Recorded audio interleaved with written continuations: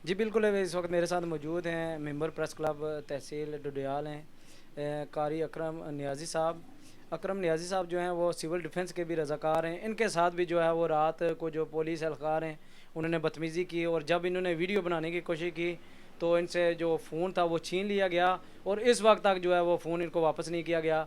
असल क्या वजह बनी कि उन पुलिस वालों ने इनसे फ़ोन जो है वो छीना, और अब दीगर जो मामलात हैं उस हवाले से भी कारी साहब से बात करेंगे। अस्सलाम वालेकुम। जी वालेकुम सलाम व रहमतुल्लाहि व बरकातुहू। कारी साहब ये बताएं कि असल क्या हुआ, आपने पुलिस को इतला की और उसके बाद जो पूरा मुद्दा जो है वो कहानी है वो आपने बयान करनी है कि असल वाक़या क्या हुआ है। जी बिस्मिल्लाहिर्रहमानिर्रहीम।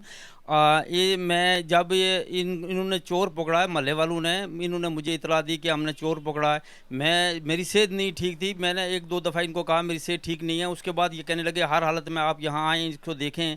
तो क्योंकि मैं प्रेस क्लब का मेंबर भी हूँ, मुझे 21 साल हो गए हैं इस प्रेस में काम करते हुए, अखबारों के साथ काम करते हुए। तो मैंने इस अपनी ज़िम्मेदारी समझकर मैंने पुलिस वालों को ख़ुद अपने फ़ोन से कॉल की कि भाई आप आएँ और इस चोर को ले जाएँ और छानबीन करें ये क्यों इस आधी रात इन घर में आया, दाखिल हुआ। जबकि मकसूद भाई का कहना था कि भाई इससे पहले भी 2 दफ़ा ये आया है, हमारे घर से चोरी करके ले गया है, कुछ मोबाइल या कुछ नकदी पैसे भी ले गया है। मैंने ये पुलिस वालों से जब पुलिस वाले आते हैं, पुलिस वालों को मैं ख़ुद इनके घर के दरवाज़े तक ले जाता हूँ, और जब वो अंदर जाते हैं मेरे सामने, मैं पुलिस वालों के साथ अंदर गया हूँ उस लड़के को बाहर निकालने के लिए या पुलिस वालों के हवाले करने के लिए।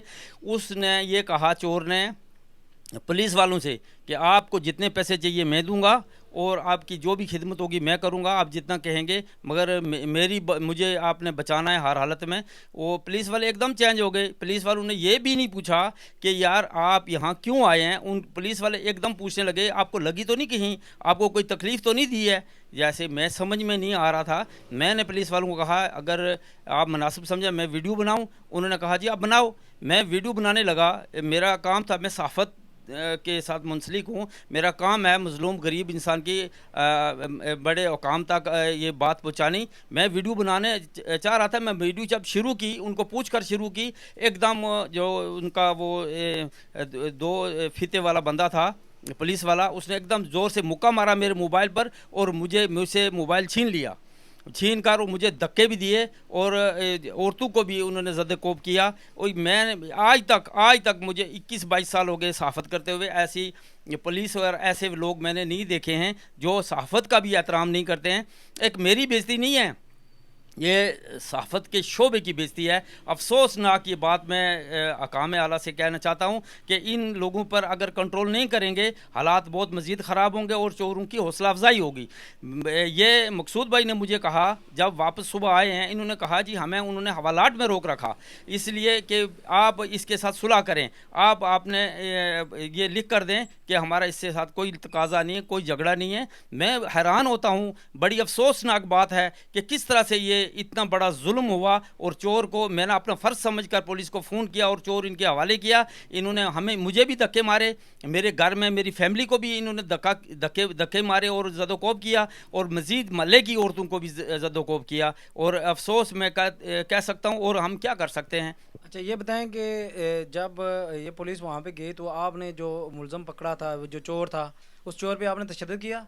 नहीं, नहीं, मैंने कोई तशद्दुद नहीं किया। क्योंकि मैं मीडिया के साथ हूँ, मुझे पता है मुझे किस तरह से डील करना है। मैं गैर कानूनी काम कभी नहीं कर सकता। जिस वक़्त चोर और बच्चियों के कमरे से निकाला है, उस वक़्त उसको निकालने में ये बच्चों ने दो लड़कों ने कोई ज़द-ओ-कोब किया, उसको खींचते हुए कुछ लगा हो, मैं नहीं कह सकता हूँ।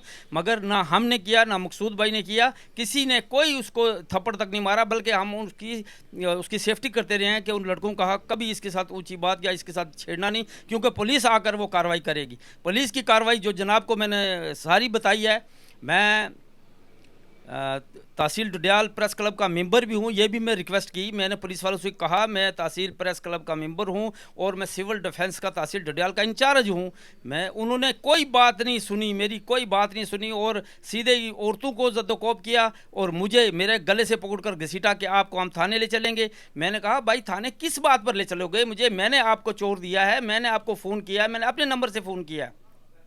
मगर उनके दिल में ज़रा रहम नहीं आई।